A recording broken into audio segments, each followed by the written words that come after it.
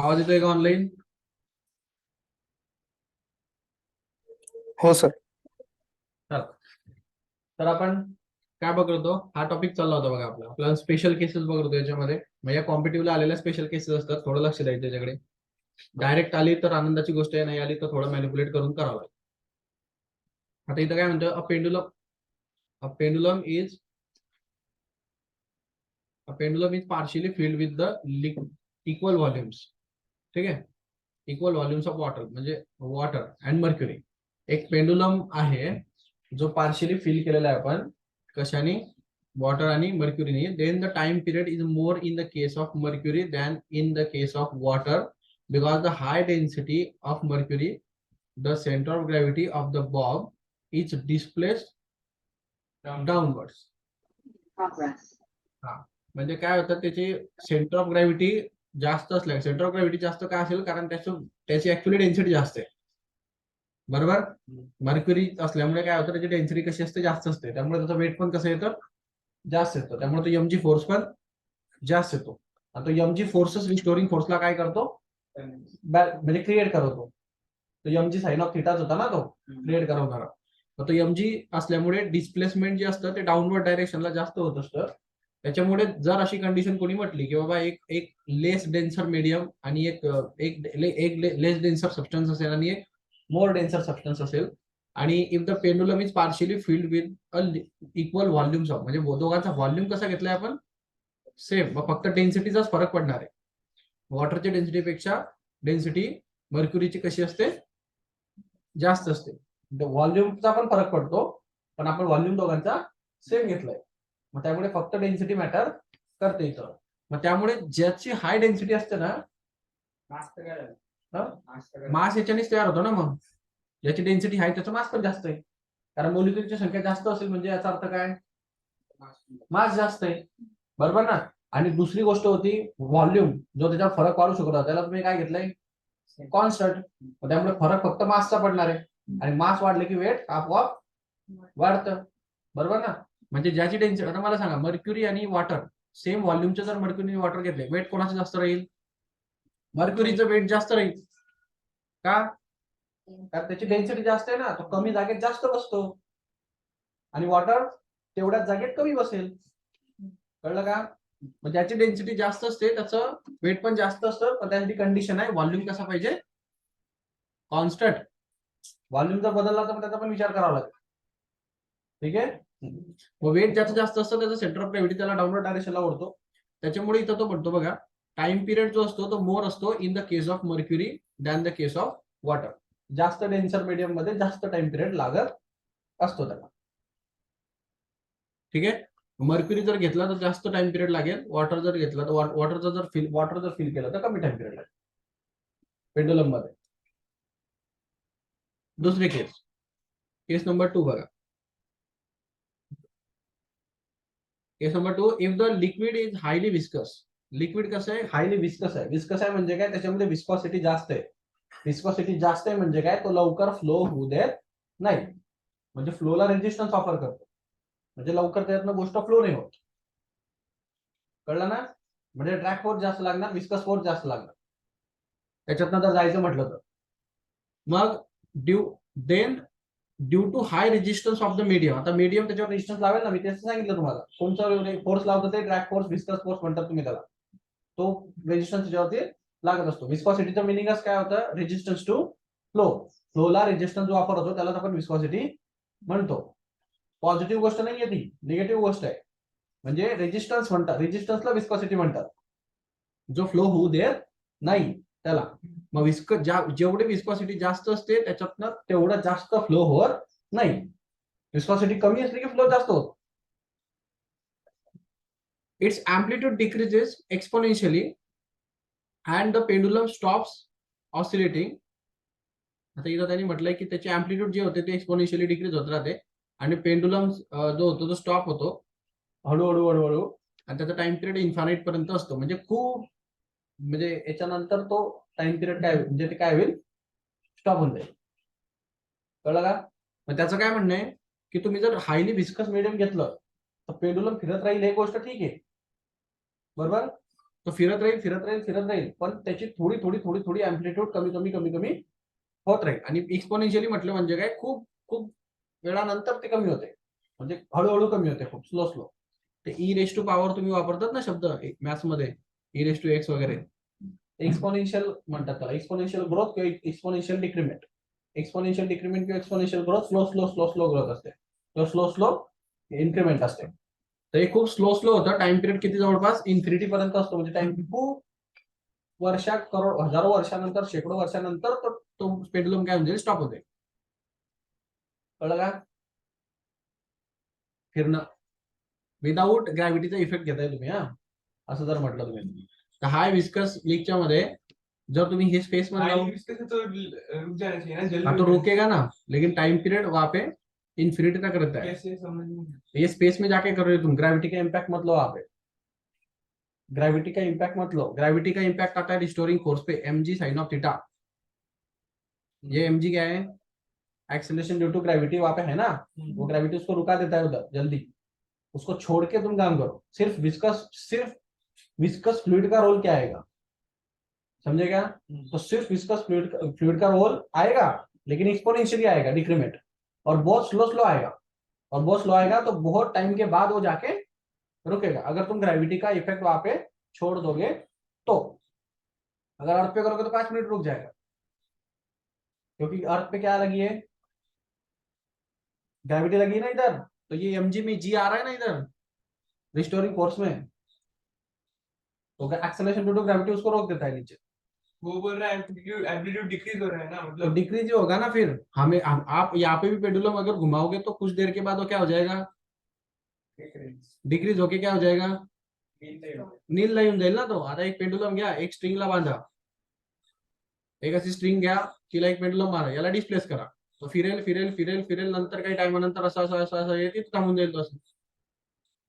मग ये इसको क्या बोलते हैं, इसको ये डिस्टेंस होता है एम्पलीट्यूड. तो धीरे धीरे धीरे धीरे एम्पलीट्यूड की वैल्यू कम हो रही है ना, देखो ना. तो कम होते होते लास्ट में रेस्ट में आ जाता है. यहाँ पे इतने जल्दी क्यों होता है, क्योंकि ग्रेविटी भी है और विस्कस फ्लूइड भी है, दोनों यहाँ पे एक ही टाइम पे एग्जिस्ट कर रहे हैं. लेकिन अगर हम बिना ग्रेविटी के ले लें, सिर्फ विस्कस फ्लूइड, तो इसको करने के लिए टाइम लगेगा, होगा, लेकिन टाइम लगेगा. और अगर तुम ऐसा ले लो कि कोई ग्रेविटी भी नहीं और कोई विस्कस फ्लूइड भी नहीं, तो फिर तो पेंडुलम रुकेगा नहीं. समझेगा? स्पेस में पेंडुलम ऑसिलेट कैसे करता है? क्यों नहीं ऑसिलेट कर सकता? क्योंकि जो रिस्टोरिंग फोर्स है वो तो ग्रेविटी की वजह से आता है ना. किसकी वजह से? ग्रेविटी की वजह से आता है ना, mg sin थीटा. तो फिर ग्रेविटी mg नहीं रहा तो फिर mg sin थीटा कैसे आएगी? कैसी बात रहती है, देखो वहां पे ग्रेविटी है नहीं, इसका मतलब उसे जीरो ले लो ऐसा मतलब नहीं होता है, उसको निग्लिजिबल करो ऐसा मतलब होता है. नहीं, अगर हमने स्पेस में बहुत ही दूर ले ली जहाँ पे जीरो ग्रेविटी है, हाँ, तो फिर ऑसिलेट नहीं करेंगे ना. कैसा रहता है, तुम्हारा जो बॉडी रहता है ना, वो हाँ. मीन की तरफ जब तुम इसको यहाँ से खींचते हो ऐसे, हाँ. तो जब तुम्हारा ये नीचे आता है ये फोर्स, तो तुम mg को डिराइव कर रहे हो. उसके साथ साथ उसको बैलेंस करने के लिए ये mg cos ऑफ थीटा था ना इधर, हाँ. ये उसको किसको बैलेंस कर रहा था, टेंशन को. हाँ. वो टेंशन इसलिए बैलेंस हो जा रहा था. अब क्या हो जाएगा, अगर तुम्हारा ये भी नहीं लगेगा, ये भी नहीं लगेगा, तो टेंशन बैलेंस नहीं होगा फिर. तो टेंशन उसको घुमाएगा फिर उधर. टेंशन कैसे? टेंशन इसलिए घुमाएगा कि ये पेंडुलम इसको इस तरफ खींच रहा है, तो ये भी इंक्लाइन फोर्स है, तो इसके दो रिजोल्यूशन आएंगे. हाँ. तो दो रिजोल्यूशन, एक हॉरिजॉन्टल रिजोल्यूशन आएगा. हॉरिजॉन्टल रिजोल्यूशन फिर से उसको कहाँ पे लेके आएगा, मीन की तरफ. तो क्या हो रहा है, तुम ग्रेविटी को जीरो कर रहे हो, विस्कस फोर्स को भी जीरो कर रहे हो, लेकिन तुम टेंशन को जीरो नहीं कर सकते. और एक भी अनबैलेंस फोर्स रहेगा तो वो मूव करेगा. अनबैलेंस फोर्स है ना वहां पे. बात क्या है, बैलेंस फोर्सेस रहे तो फिर वो रुक जाएगा, लेकिन अनबैलेंस फोर्स रहा तो वो मूव होगा. तो ग्रेविटी ये जो टेंशन को बैलेंस कर रहा था पहले, अब वो टेंशन को बैलेंस करना बंद कर देगा.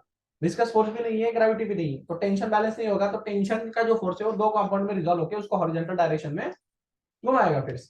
तो पेंडुलम तुम घुमा के चले जाओ, घूमते रहेगा, जिंदगी भर घूमते ही रहेगा. मतलब वो स्पेस फ्लोट नहीं होगा एक जगह पे, उसको ऐसे इधर ही रुक नहीं जाएगा. नहीं, रुक क्यों जाएगा, अगर तुम घुमा के आए तो घूमते ही रहेगा. अगर समझो तुमने ऐसे ऐसी हाइपोथेटिकल कंडीशन ली, हाइपोथेटिकली है वो, एक्चुअल में एग्जिस्ट तो करती नहीं वो. मतलब ऐसे मान लो कि जीरो ग्रेविटी, ठीक है, जो कि एग्जिस्ट करता ही नहीं ब्रह्मांड में, हर जगह पे हर किसी ने ग्रेविटी लगा के रखा है.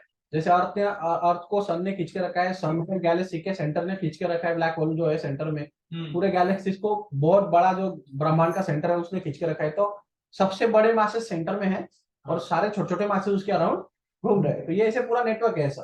तो बिना ग्रेविटी के तो कोई चीज मिलेगी ही नहीं, मतलब है ही नहीं, ब्रह्मांड में एग्जिस्ट ही नहीं करती। ठीक है, तो ये तो हाइपोथेटिकल हो गया। और दूसरी बात रही विस्कस मीडियम की, तो ये हो सकता है मतलब कुछ भी ना हो, तो ये स्पेस में पॉसिबल हो सकता है कि वहां पे कुछ भी नहीं है, कुछ ही नहीं है, तो वो चीज वहां पे मिल सकती है तुम्हें। तो ये कंडीशन पॉसिबल है, ये जीरो ग्रेविटी की बिल्कुल पॉसिबल थी। तो स्पेस में हम क्या बोलते हैं कि वो घूमते ही रहेगा, घूमते ही रहेगा। तो ऐसा कभी होगा जब आप जीरो ग्रेविटी में चले जाओ, मतलब बिल्कुल ही जीरो होना चाहिए, किसी का भी ग्रेविटी तुम पे एक्ट नहीं होना चाहिए, तब जाके होगा, नहीं तो नहीं होगा।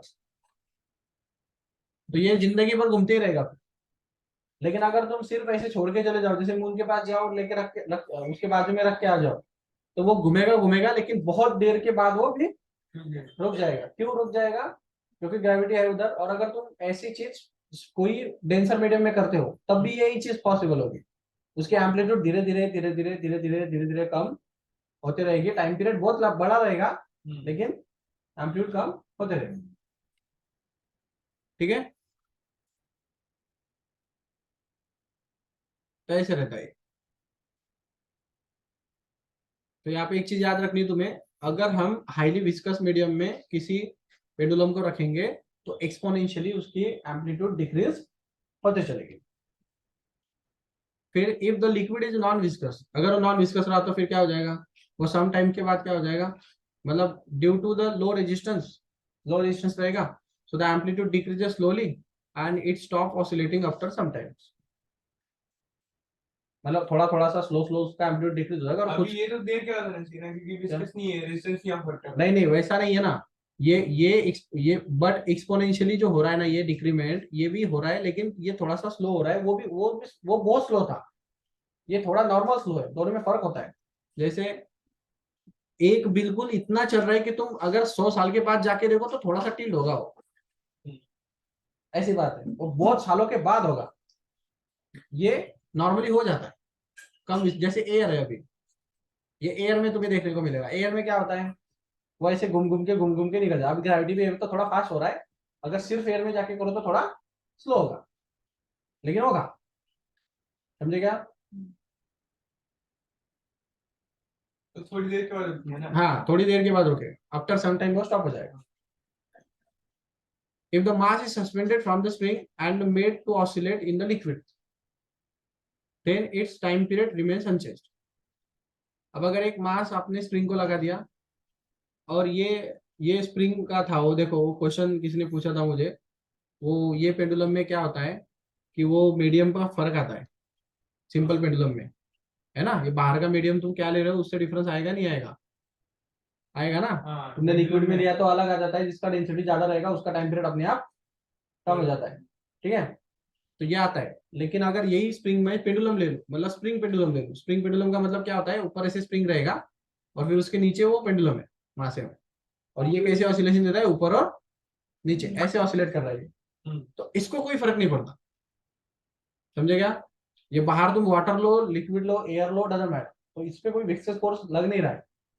तो ये एक्चुअल में वो पहले बोल रहा था ना, वाटर ले लिया तो भी टाइम पीरियड में कोई चेंज नहीं आएगा, तो ये एक्चुअल में बराबर है। वो वाटर ले लो, लिक्विड ले लो, या कोई मर्क्यूरी ले लो या एयर ले लो, इसके टाइम पीरियड में कोई चेंज नहीं आता है। सिंपल पेंडुलम के टाइम पीरियड में चेंज आता है, समझेगा? तो इसमें क्यों नहीं चेंज आता? हाँ, ये डैम्पर की तरह काम करता है। हाँ, वो डैम्पर तो तुम्हारे गाड़ी के स्प्रिंग नहीं रहते क्या? हाँ। गाड़ी के स्प्रिंग शॉक ऑब्जॉर्ब कर लेते हैं, हाँ। या वो गाड़ी के सामने शॉक अप रहते हैं, उसके अंदर वो पिस्टन और सिलेंडर रहता है।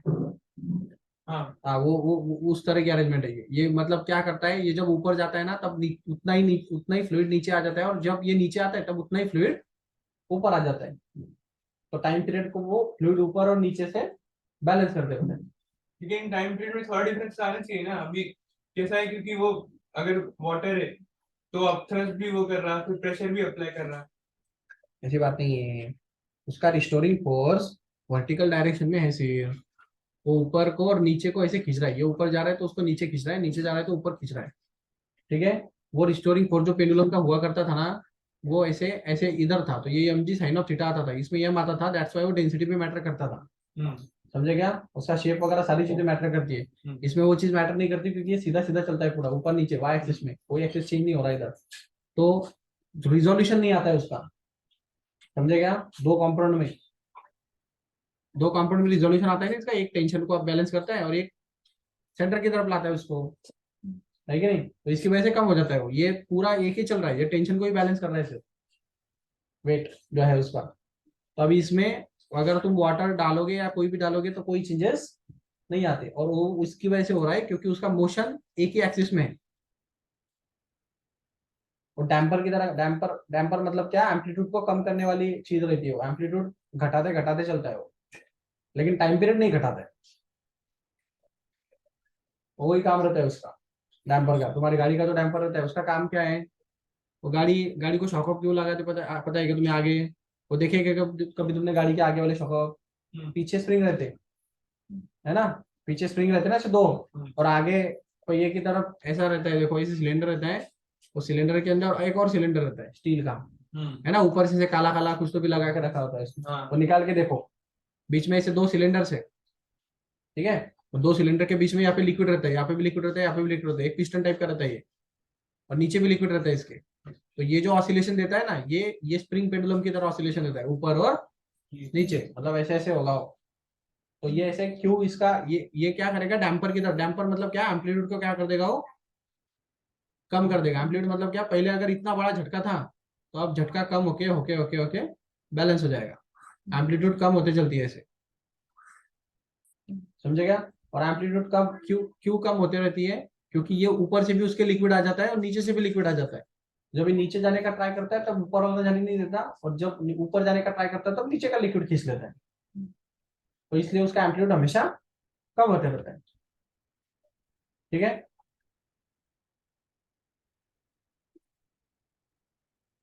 तो फिलहाल इतना याद रखो कि सिंपल पेंडुलम में मीडियम में फर्क पड़ता है, स्प्रिंग पेंडुलम में मीडियम में फर्क नहीं पड़ता है, मतलब टाइम पीरियड में। हाँ, तुम अगर मीडियम चेंज कर दो तब भी टाइम पीरियड सेम रहेगा। तो ये डायरेक्ट बुलेट पॉइंट्स है, बुलेट पॉइंट का मतलब समझता है ना, कहीं पे क्वेश्चन आए हैं वहां से डायरेक्ट उठा के इधर डाल दिए।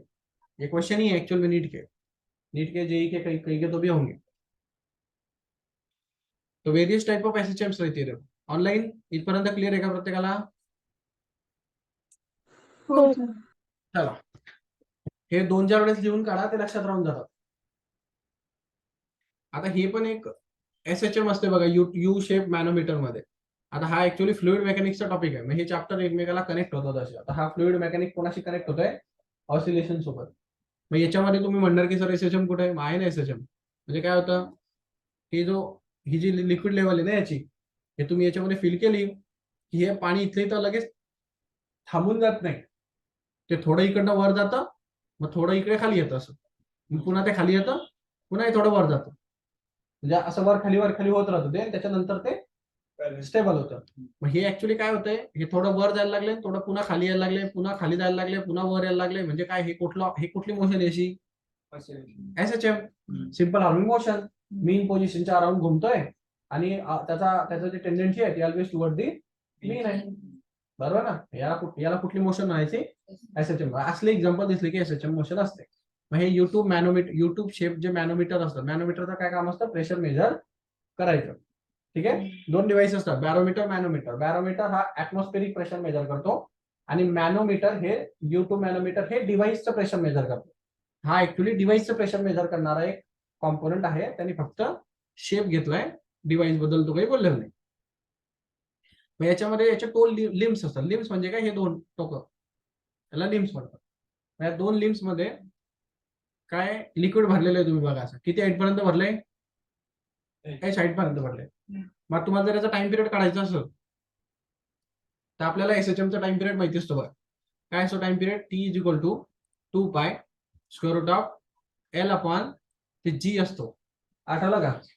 आता इथं लेंथ 2, आता हे कसं आहे, L/2 घ्यावं लागतं, कारण हे टोटल लेंथ नाही ऍक्च्युअली, याची पण लेंथ आहे, याची पण लेंथ आहे, म्हणून ते L/2 घेतात इथं, म्हणजे L/2 येतं ते लेंथ एक लिंबचे. आणि मग आपण या L/2 ला इथं हाईट म्हणू शकतो याची, म्हणून त्यांनी तिथं त्याला काय म्हटलंय, हे ऍक्च्युअली L/2 आहे, त्याला त्यांनी काय म्हटलंय, हाईट. त्याच्या लेनच्या हाफ जर पाणी भरलेलं असेल तर तुम्ही त्याला एच लिहू शकता. कळलं का? तर फक्त याच्यात फक्त व्हॅल्यू टाकून सॉल्व्ह करायचं. आता ते कधी कधी काय करतात, की हाईट त्यांनी वेगवेगळी दिलेली असते. ते कधी कधी म्हणतात की याच्यात थर्डच हाईट भरली आहे, मग काय एच ची हाईट काय आली, मग L/3. मग ते L/3 टाकायची, म्हणजे ते बरोबर रिप्लेस करायचं हाईटला त्याच्या जागी, तो आपोआप सॉर्ट आउट होत राहतो फॉर्म्युला. कळलं का?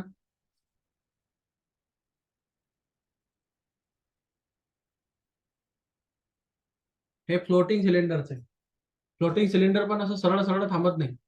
ते काही असं तुम्ही काही पण एक डुबवण्याचा प्रयत्न करा. एक खाली सिलेंडर घ्या किंवा पाईप किंवा बॉटल घ्या, अशी बॉटल, पाण्याची बॉटल जिच्यामध्ये एअर असेल. पाणी नका भरू हा, खाली एअरची बॉटल घ्या आणि तिला डुबवण्याचा प्रयत्न करा. मग ती काही वेळ अशी खालीवर होत राहते आणि मग थांबते. असे डुबवण्याचा प्रयत्न केला की मग ती परत कुठली मोशन देते, मग ती SHM द्यायला लागली. मग परत त्याचा पण टाइम पिरियड असेल ना, मग काहीतरी. मग टाइम पिरियड परत तोच L/G स्क्वेअर रूट मध्ये 2 पार्ट्स. मग त्याच्यामध्ये L म्हणजे काय असतं, जेवढं पाण्याची लेंथ तो मध्ये उचलेला आहे, किती पाण्यात गेलं. तो लेंथ तो चेंज होती रहती ना. हाँ, तो फिर एम्पलीट्यूड उसके हिसाब से अपने आप चेंज होगा ना. ये फिलहाल कंसिडर कर रहा है कि आपका इतना ज्यादा से ज्यादा जा रहा था, तो फिलहाल टाइम पीरियड कितना हो सकता है उसका, ऐसा. तो मोमेंटरी टाइम पीरियड है ना. ठीक है. तो ये इसके लिए ये फॉर्मूला यूज करने का, सिर्फ वो L/G रहता है, लेकिन L की वैल्यू क्या रखेंगे, जो पानी के अंदर डिप हो चुकी है उस हाइट को L लेना है. बाकी ठीक है, L की जगह पे तुम H भी बोल सकते हो, कितना डेप्थ हुआ, D बोल सकते हो, डेप्थ कितना है पानी का वगैरह. फिर ये तीसरा कंडीशन दिया इसने, SHM of a small ball rolling down in the hemispherical ball.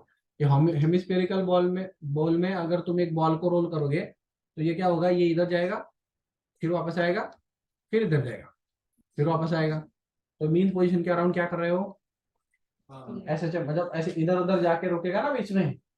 देखो एक बाउल लो, बाउल में मतलब हेमिस्फेरिकल बाउल में एक बॉल छोड़ दो, तो ऐसे जाएगा जाएगा जाएगा जाएगा और कुछ देर के बाद रुक जाएगा. तो हमेशा उसकी टेंडेंसी टुवर्ड्स द मीन रहती है. तो SHM मोशन है या नहीं. तो ये हो गया चैप्टर रोटेशनल मोशन. कौन सा चैप्टर ये, रोटेशनल मोशन. तो ये अभी चैप्टर तुम्हें समझना होगा क्या चल रहा है. ऑसिलेशन इंटर हो रहा है रोटेशनल मोशन में, फ्लूइड मैकेनिक्स में और अलग अलग चैप्टर्स में. तो इसको तुम रोटेशनल मोशन का क्वेश्चन बोलो या ऑसिलेशन का क्वेश्चन बोलो, एक ही बात है. तो ये नया ट्रेंड है इनका, कॉम्पिटिटिव का खास तौर से. ये क्या करते हैं, क्वेश्चन की संख्या बढ़ाने के लिए अलग अलग चैप्टर का कॉम्बिनेशन करके डालते हैं. मतलब इससे क्या हो जाता है, उनका ठहरा रहता है कि मुझे एक चैप्टर पे कितने क्वेश्चन डालना है. जैसे 2 या 3 4 क्वेश्चन से ज्यादा नहीं डाल सकते हो, क्योंकि जेई में कैसा 25 क्वेश्चन डालना है उनको, तो 25 क्वेश्चन क्या डालेंगे, उतने तो चैप्टर ही है इधर, उससे ज्यादा चैप्टर है. जेई नीट में भी तो लिमिटेशन है उनके पास क्वेश्चन के, तो वो क्या करेंगे, फिर 2 चैप्टर्स को मर्ज करके 2 क्वेश्चन डालेंगे. फिर समझेंगे आप, उससे क्या हो जाएगा, एक इसको तुम रोटेशनल मोशन का क्वेश्चन बोल सकते हो और ऑसिलेशन का भी क्वेश्चन बोल सकते हो. तो एक तीर में 2 शिकार हो गए. तो अब एक क्वेश्चन उसका एक्स्ट्रा बचा, तो एक क्वेश्चन फिर दूसरे कॉम्बिनेशन करके डालेगा. तो ये आजकल उनका ट्रेंड है, ये 2 चैप्टर को कंबाइन करके. जो मैकेनिकल के चैप्टर है खासतौर से, इलेक्ट्रिकल में तो ज्यादा कॉम्बिनेशन होंगे नहीं क्योंकि वो बहुत अलग से है, लेकिन मैकेनिकल में बहुत से कॉम्बिनेशन आपको देखने को मिल जाएंगे, खासतौर से फ्लूइड और रोटेशनल में बहुत से आते हैं. तो कॉम्बिनेशन पे ध्यान दो, 2 चैप्टर्स को मिक्सअप करके क्वेश्चन कैसे आ रहे हैं उस पर सोचो क्या हो रहा है. ये इसलिए करता है कि प्रैक्टिकल नॉलेज ही जिसके पास होता है उसके पास ही होता है. मैंने पिछले बार भी बोला था तुम्हें कि अगर कोई चीज है तो नेचर हर जगह पे हर सारे कॉन्सेप्ट एक ही जगह पे लगा रहे हो, हम उसको अलग अलग पढ़ रहे हैं हमारे कंफर्ट जोन के लिए. समझे ना. तो दुनिया में कोई भी चीज हो रही है तो सारी चीजें एक ही जगह पे इकट्ठा ही लग रही है उस पर, लेकिन हम हमारे कंफर्ट जोन के लिए अलग अलग चीजों को देख रहे हैं. अब नॉलेज क्या मानता है कॉम्पिटिटिव एग्जाम या कोई भी टीचर, वो बोलता है कि तुम्हें अगर सारी चीजों का इम्पैक्ट इकट्ठा दिख रहा होगा तो फिर तुम्हारे पास नॉलेज है, नहीं तो कुछ काम का नहीं होगा. तो इसलिए वो फिर मिक्सअप करके डालेगा. तो फिर ये भी है देखो, तो इसका डेरिवेशन आप निकाल सकते हैं, लेकिन ये स्पेशल केस है तो आप इसको ले लो, फॉर्मूला ही रट लो, ये बेटर रहेगा. तो इसका बस लेन का ही ध्यान रखना है. अब मुझे बताओ ये कितना लेन परफॉर्म करने वाला है. तो देखो यहां से, एक मिनट, लेन का ही झंझट रहता है कि नहीं, तो ये सेंटर, ये मेन पोजीशन है उसका, ये मेन पोजीशन है, बराबर है। ये मेन पोजीशन से यहां तक जाएगा तो ये एक्चुअल में इतना इतना डिस्टेंस जाने वाला है, तो ये एक्चुअल में कितना डिस्टेंस जाने वाला है, इतना डिस्टेंस जाने वाला है, तो ये एक्चुअल में क्या है, ये कैपिटल आर, बाउल की रेडियस है वो। और फिर उतना रेडियस है नहीं एक्चुअल में गया हुआ, ये यहां से स्टार्ट कर रहा है ना, उतना तो उसका खुद का है ना, तो एक्चुअल में डिस्प्लेसमेंट यही हुआ है, समझे ना, ये एक्चुअल में लेंथ है। तो ये क्या होगी, ये जो छोटा स्पीयर रहता है उसका ये स्मॉल रेडियस, उसका रेडियस है ना वो, स्मॉल स्पीयर का रेडियस है ना वो। तो मुझे बताओ एक्चुअल में डिस्प्लेसमेंट ये जो हुआ ये कैसे में निकालोगे, ये कैपिटल आर में से स्मॉल आर माइनस कर दो, तो एल की वैल्यू मिल जाएगी तुम्हें capital R minus small r. तो बस इतना ही पुट करना है तुम्हें, खत्म, बाकी क्वेश्चन ऐसे थे। तो थोड़ा दिमाग लगा कि एक्चुअल में डिस्प्लेसमेंट क्या हो रहा है, लेन क्या चल रहा है उसका, पेंडुलम का। आप ऐसे ले सकते हो, नहीं तो आप ऊपर से ले लो, अगर आपको लेंथ के हिसाब से करना है तो। दूसरा एक ऑप्शन है इसके लिए, ये थोड़ा और डिटेल में हो गया, बहुत आसानी से अगर देखना चाहो तो ऐसे आएगा ये। इसको मान लो तुम एक पेंडुलम है, क्या मान लो, ये क्या है, एक पेंडुलम है, इधर एक स्ट्रिंग ले लो ऐसे, ठीक है, ओके। फिलहाल के लिए ये निकाल लो, ये बहुत दिमाग में से कैसे घूम रहा है उस पर ध्यान दो, ये रहने दो, हाँ, ये निकालो,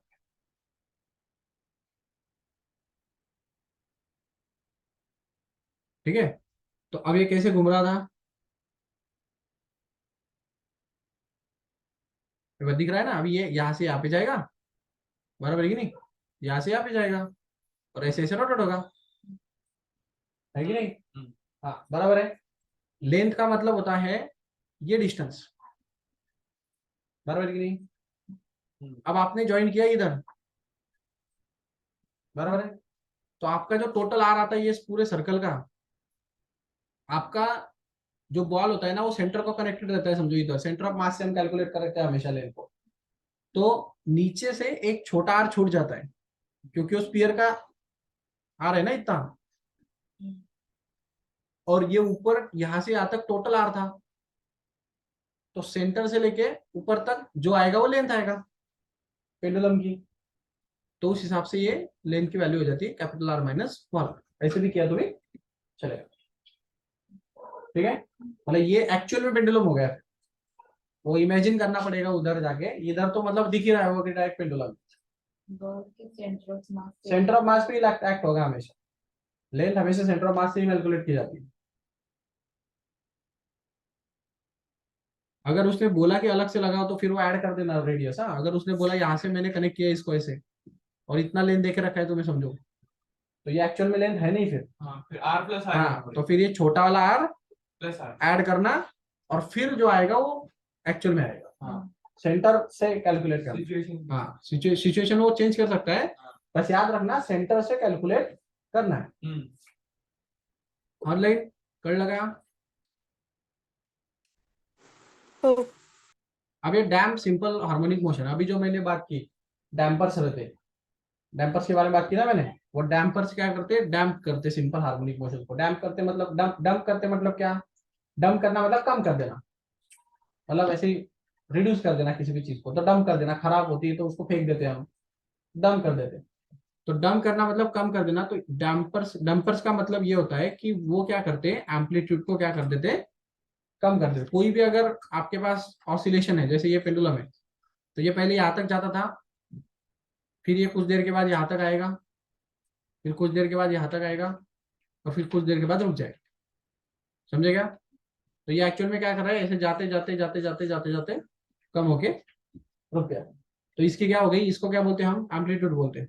यहाँ से यहाँ तक क्या थी, एम्पलीट्यूड थी, एम्पलीट्यूड धीरे धीरे धीरे धीरे धीरे धीरे कम होके जीरो को आ जाती है। ये एम्पलीट्यूड का जो डिक्रीमेंट होता है इसको डैम्प्ड ऑसिलेशन बोलते हैं, मतलब डैम्प्ड ऑसिलेशन का मतलब होता है जिस ऑसिलेशन की एम्पलीट्यूड डिक्रीज हो रही हो, ठीक है। तो गाड़ी के जो शॉफक रहते हैं वो यही रहते हैं, उसको डंपर्स बोलते हैं हम, या डैम्प्ड ऑसिलेशन के लिए डंपर्स रहते हैं। तो आपका गाड़ी अगर बहुत ज्यादा ऑसिलेट होगा तो फिर डिस्कम्फर्ट किसको आएगा, आपको ही आएगा ना। जैसे कि गाड़ी के पहिया है समझे, ये अगर कोई स्पीड ब्रेकर से चला जाता है तो ये यहाँ पे वो डंपर्स रहता है, बराबर है कि नहीं, गाड़ी के पहिए के ऊपर। अगर तुम्हारा ये डंपर्स ऊपर नीचे बहुत ज्यादा टाइम तक हो रहा है ऐसे ऑसिलेशन करके, तो ये ऐसे ऐसे ऐसे ऐसे ऐसे करके ऑसिलेशन ऑसिलेट ही हो रहा है, तो 5-6 मिनट तक तो तुम्हें झटके ही बैठेंगे फिर, है कि नहीं।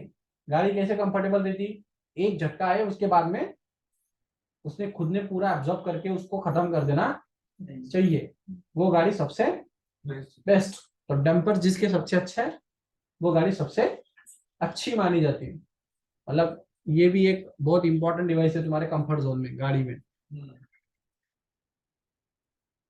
तो इसमें हाइड्रोलिक का भी कॉन्सेप्ट है थोड़ा सा, चलो देखेंगे। अभी ये तो समझा डिक्रीजिंग एम्पलीट्यूड अगर टाइम के साथ रहेगी तो फिर उसको आप डंपिंग ऑसिलेशंस बोलोगे। In this oscillation the amplitude of the oscillation decreases exponentially due to the damping forces like friction force, viscous force और हिस्टेरेसिस। दो तीन टाइप के फोर्सेस रहते हैं, फ्रिक्शन फोर्स रहता है, डंपिंग मतलब नहीं तो विस्कस फोर्स रहता है, लिक्विड की वजह से हम वो क्रिएट करते हैं, ऑयल रहता है ना अंदर। और हिस्टेरेसिस, हिस्टेरेसिस एक लूप रहता है, उसके बारे में हम अभी तो है नहीं इधर, इंजीनियरिंग में आता है वो, छोड़ दो उसको, ठीक है। हिस्टेरेसिस एक प्रोसेस का नाम है एक्चुअली। वैसे ग्राफ रहता है ऐसे ऐसे जाके ऐसे ऐसे ऐसे जाएगा, तो वो आइसोलेशन को जल्दी डैम कर देता है इस पाथ से जाके, उसको हिस्टेरेसिस बोलते हैं। छोड़ो वो है नहीं तुम्हारे टॉपिक, सिलेबस का ही पार्ट नहीं। देखो इधर, due to decrease in the amplitude the energy of oscillator also goes on decreasing exponentially. अब मुझे बताओ, इसकी एम्पलीट्यूड डिक्रीज हो रही है तो इसका मतलब इसकी एनर्जी भी डिक्रीज हो रही है, एनर्जी डिक्रीज हो रही है, दैट्स व्हाई एम्पलीट्यूड डिक्रीज हो रही है, नहीं तो नहीं होती। तो ये डायग्राम किसकी है फिर, डैम्प ऑसिलेशन की है। देखो पहले इतनी एम्पलीट्यूड थी, फिर कम होते होते होते होते होते छोटी छोटी हो गई, देखो है ना। तो साइकिल के देखो यहाँ पे एम्पलीट्यूड ज्यादा थी, देखो दिख रहा है ना इस साइकिल में, फिर अगले साइकिल में एम्पलीट्यूड थोड़ी कम हो गई, फिर उसके अगले साइकिल में और कम हो गई, फिर उसके अगले साइकिल में और कम हो जाएगी, और फिर जाके जाके जाके जाके और जीरो हो जाएगी। ये लेंथ का यूनिट क्या है, मीटर, और इसका एम्पलीट्यूड का मीटर है। मीटर लेंथ आया मीटर, छोटा रहेगा लेकिन मीटर रहेगा। तो इसमें बेसिकली आपको क्या समझा कि आपकी एम्पलीट्यूड के साथ साथ एनर्जी भी डिक्रीज होते रहती है, कम कम होते रहती है डैम्प ऑसिलेशन में, ठीक है। और फिर यहाँ पे अभी ये फोर्सेस आएंगे, फिर आपको कैलकुलेशंस आएंगे। तो force which is produce the resistance by oscillation into damping force. तो डंपिंग फोर्स जो रहता है उसका फॉर्मूला क्या रहेगा, if the velocity of oscillator is v then the damping force Fd is equal to, देखो ये डंपिंग फोर्स जो होता है ना वो उसकी वेलोसिटी पे डिपेंड करता है, कितना वेलोसिटी था आपका, ठीक है, ऑसिलेटर का। तो जो भी आपका वेलोसिटी रहेगा minus B V is equal to damping force, ये फॉर्मूला पूछा जाता है बहुत बार डंपिंग फोर्स का। तो डंपिंग फोर्स का ये माइनस इसलिए आता है क्योंकि ऑपोजिट डायरेक्शन में एक्ट होता है वो रेजिस्टेंस की तरह, मोशन के अगेंस्ट, ठीक है। और ये बेसिकली डिपेंड रहता है तुम्हारी वेलोसिटी पे। तो damping force is directly proportional to velocity, जितना वेलोसिटी ज्यादा रहेगा उतना डंपिंग फोर्स भी ज्यादा लगने वाला है, समझे क्या। मतलब कोई अगर बहुत ज्यादा स्पीड से ऑसिलेट हो रहा है तो उस पर डंपिंग फोर्स भी बहुत ज्यादा लगेगा, बहुत फास्टली डिक्रीज करेगा उसको, और जितना उसका स्पीड अपने आप कम हो जाएगा वैसे वैसे डंपिंग फोर्स की वैल्यू भी अपने आप कम हो जाती है। मतलब शुरुआत में जब झटका बैठता है तो सबसे ज्यादा डंपिंग फोर्स लगता है, और उसके बाद में डंपिंग फोर्स की भी वैल्यू कम होते रहती है। तो डंपिंग फोर्स डिपेंड करता है वेलोसिटी पे, कितनी वेलोसिटी से ऑसिलेशन हो रहा है, जितनी हाई वेलोसिटी रहेगी उतना डंपिंग फोर्स भी हाई रहेगा, उसको जल्दी डिक्रीज करने के लिए डंपिंग फोर्स की वैल्यू भी बढ़ जाती है, समझा। तो बहुत आसान सा फॉर्मूला है, तो वेलोसिटी पे डायरेक्टली प्रोपोर्शनल है। और रही बात ये बी की, तो इस चैप्टर में बी का मतलब होता है डंपिंग कोएफिशिएंट या डंपिंग कांस्टेंट। ये किस पे डिपेंड करेगा, जो डंपिंग के लिए आप मटेरियल यूज कर रहे हो, या मतलब कौन सा लिक्विड यूज कर रहे हो, कौन सा ऑयल यूज कर रहे हो, ऑयल यूज कर रहे हो या न्यूमेटिक सिस्टम में मतलब एयर यूज कर रहे हो, वो डिपेंड करेगा आपने डंपिंग के लिए कौन सा मटेरियल यूज किया, ऑयल यूज किया या एयर यूज किया या कोई सा कौन सी विस्कोसिटी का। तो ये जनरली आपको दिया रहता है, कौन सी वैल्यू 20, वो आपको पूछेंगे नहीं, क्योंकि लैब में हमने हर मटेरियल के लिए डंपिंग कोएफिशिएंट निकाल के रखा हुआ है, तो उसका कोई टेंशन है नहीं। टेंशन सिर्फ वेलोसिटी का रहता है, वेलोसिटी हमेशा चेंज होती रहती है, उसके हिसाब से डंपिंग फोर्स को पूछेगा। ठीक है, ऑनलाइन क्लियर है क्या इतना? हो सर। रही बात इसकी, तो आगे resultant force on a dumping oscillator is given by, तो रिजल्टिंग फोर्स कितना लगता है देखो, एक तो आपका जो रिजल्टेंट फोर्स है वो फ्रिक्शन फोर्स, मतलब जो एफ आर रहता है और ये जो एफ डी रहता है, इन दोनों का कॉम्बिनेशन लगेगा। तो अब ये जो रिस्टोरिंग फोर्स होता है आपका, जैसे कोई भी डैम्पर से, जैसे एक ऑसिलेटिंग बॉडी है समझो, ठीक है, तो अभी ना आपने क्या किया, ये ऑसिलेटिंग बॉडी को एक मीडियम में जाके रख दिया है, मतलब मीडियम में बाहर ऑयल वगैरह ऐसा कुछ, तो भी ठीक है ना, क्योंकि ये डैम्पिंग डैम्पिंग मटेरियल होता है ये ऑयल, मतलब ऑयल मतलब क्या होता है, डंपिंग मटेरियल। ये डंप करेगा उसको, मतलब उसकी एम्पलीट्यूड को क्या करते रहेगा, कम करते रहेगा। ये तो अपना फोर्स लगाएगा, कौन सा, डंपिंग फोर्स, है ना।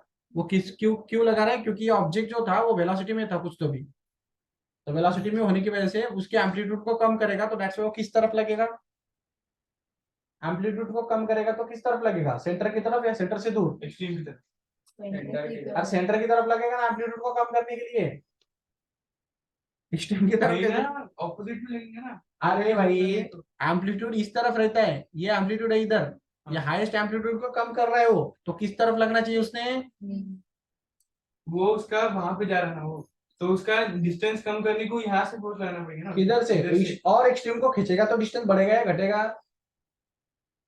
और बढ़ेगा ना, मैंने इसको और इधर खींचा तो ये इधर आएगा क्या, पेंडुलम बाहर ही जाएगा ना, और तो एम्पलीट्यूड क्या होगा, बढ़ेगा या घटेगा, बढ़ जाएगा ना।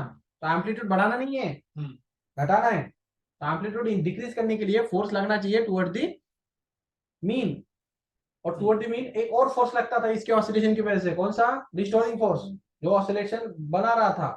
तो यहाँ पे दो फोर्सेस हो गए, कौन से दो फोर्सेस, एक तो रिस्टोरिंग फोर्स जो उसको पहले से खींच रहा था, ठीक है, जो पहले से इधर खींच रहा है रिस्टोरिंग फोर्स, और ये बाहर का मीडियम लेने की वजह से एक और फोर्स आ गया है, कौन सा, डैम्पिंग फोर्स, जो उसको और मीन की तरफ एक्स्ट्रा खींच रहा है। समझे क्या, तो दो फोर्स हो गए, तो दोनों फोर्सेस का प्लस रहेगा तुम्हारा रिजल्टेंट फोर्स। तो ये है तुम्हारा डैम्पिंग फोर्स और ये था तुम्हारा रिस्टोरिंग फोर्स, और इन दोनों की प्लस करेंगे, प्लस क्यों करेंगे, दोनों एक ही डायरेक्शन में है, दैट्स व्हाई प्लस होगा, और दोनों की प्लस करेंगे तो हमें मिलेगा रिजल्टेंट फोर्स, मतलब कैपिटल एफ। तो कैपिटल एफ की वैल्यू रहेगी डैम्पिंग रिस्टोरिंग फोर्स में, आप डैम्पिंग फोर्स को क्या कर दो, ऐड कर दो, तो वो टोटल फोर्स लग जाएगा उस पर, ठीक है। और ये डंपिंग फोर्स किसकी वजह से आया, बाहर मीडियम दिया है तुमने, दैट्स व्हाई, मीडियम निकाल दो तो डंपिंग फोर्स आएगा नहीं, ठीक है। तो इसलिए ये क्या बोल रहा है, नेट फोर्स जो लग रहा है वो dumping force plus restoring force लगेगा। रिस्टोरिंग फोर्स का फॉर्मूला था माइनस के एक्स, के मतलब स्प्रिंग कांस्टेंट, फोर्स कांस्टेंट, तुम कुछ भी बोल, स्टिफनेस ऑफ द स्प्रिंग कुछ भी बोलो तुम उसको, माइनस बी वी, ये डंपिंग फोर्स था, ये बी का मतलब होता है डंपिंग कोएफिशिएंट और वी इनटू वेलोसिटी। तो इन दोनों का जो रहता है वो टोटल फोर्स होता है। अब हम फोर्स की जगह पे क्या लिख सकते हैं, मास इंटू एक्सेलरेशन। तो ये हो गया mass into acceleration is equal to minus K X minus B V. K का मतलब समझा, फोर्स कांस्टेंट, स्प्रिंग कांस्टेंट, नहीं तो स्टिफनेस ऑफ द स्प्रिंग, तीनों नाम में से कोई भी यूज हो सकता है। बी का मतलब होता है डंपिंग कोएफिशिएंट या डंपिंग कांस्टेंट, ठीक है। एक्स मतलब डिस्प्लेसमेंट, ए मतलब एक्सेलरेशन, यह मतलब मास। अब मुझे ना इसका डिफरेंशियल इक्वेशन चाहिए होता है, ये डंपिंग का, तो उस डिफरेंशियल इक्वेशन से ये फॉलो होता है आगे। डिफरेंशियल इक्वेशन क्यों, क्योंकि डिफरेंशियल इक्वेशन के एप्लीकेशन